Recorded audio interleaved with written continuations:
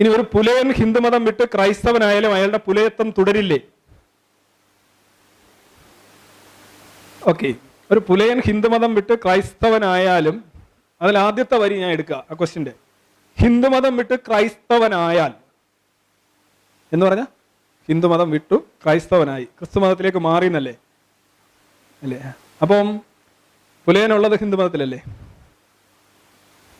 ഒരു കഥയല്ലേ, ഒരു കഥകളുടെ കൂമ്പാരമാണല്ലോ, ഒരു നോവലറ്റ് ആണല്ലോ ഹിന്ദുമതം.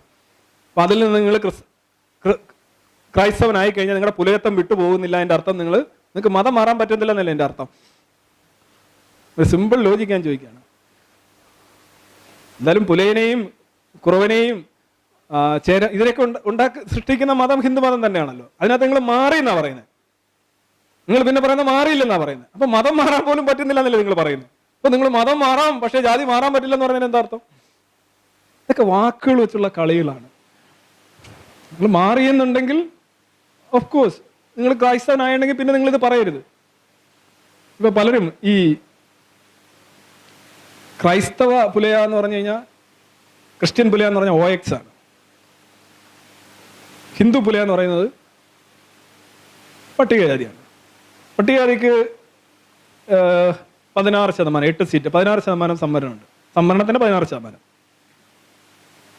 OXന് 1%, 2%, depending on LGS non LGS. അപ്പോൾ ഒരാൾ OX ആയിട്ട് പറയുകയാണ് ഞാൻ ദളിതനാണ് എന്ന് പറഞ്ഞാൽ അയാൾക്ക് അങ്ങനെ പറയാം, അത്രേ ഉള്ളൂ. പക്ഷെ അയാൾ സംവരണ സാഹിത്യം അനുസരിച്ച് അയാൾ ദളിതനല്ല. കാരണം അയാൾ ദളിതനാണെങ്കിൽ അയാൾക്ക് ഈ പറയുന്ന സംവരണം കൊടുക്കേണ്ടി വരും. ആ ടേണുകളിലെല്ലാം അയാളെ പരിഗണിക്കേണ്ടി വരും. ഒരാൾ മതമില്ലാതെ ജാതിക്ക് കോടതിയിലൊക്കെ പോയി സർട്ടിഫിക്കറ്റ് വാങ്ങി എനിക്ക് മതം എനിക്കില്ല പക്ഷെ ജാതി ഉണ്ടെന്ന് പറഞ്ഞ സർട്ടിഫിക്കറ്റ് ഒക്കെ ചിലപ്പോൾ കൊടുത്തെന്നിരിക്കും. PSC പക്ഷെ അപേക്ഷിക്കാം. പക്ഷെ PSCക്ക് ഒരു ടേൺ വരികയാണ്. 8 അല്ലല്ലോ 4 SC എന്ന് പറയുന്നൊരു ടേൺ വരികയാണ്. അയാളെ പരിഗണിക്കണമെങ്കിൽ അയാൾ SC ആയിരിക്കണ്ടേ? SC ആണെന്ന് എങ്ങനെയാണ് തീരുമാനിക്കുന്നത്? OX പുലയ എന്ന് പറയുന്നത് OX ആണ്. OX അല്ല അവിടെ വരുന്നത്. അതൊക്കെ കിട്ടാൻ എങ്ങനെ PSC എങ്ങനെയാണ് അയാൾ റിക്രൂട്ട് ചെയ്യുന്നത്? നിങ്ങൾക്ക് മതമില്ലാതെ തന്നെ ജാതി ഉണ്ടാക്കാം. പക്ഷെ ആ ജാതിക്ക് ഒരു ജോലി കൊടുക്കണമെങ്കിൽ സംവരണ സാഹിത്യം അനുസരിച്ച്, റിസർവേഷൻ ലിറ്ററേച്ചർ അനുസരിച്ച് നിങ്ങൾ ഒന്നിൽ ഹിന്ദു പുലയായിരിക്കണം അല്ലെങ്കിൽ ക്രിസ്ത്യൻ പുലയ ആയേ പറ്റൂ. അതിന് രണ്ടും 2 രീതിയിലുള്ള 2 നിരക്കിലുള്ള സംവരണമാണ്.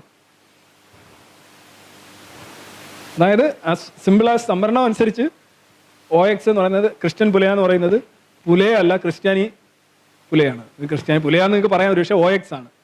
U are not a Hindu. Actually Hindu അല്ല, മതം പോയി എന്നാണ് എൻ്റെ അർത്ഥം.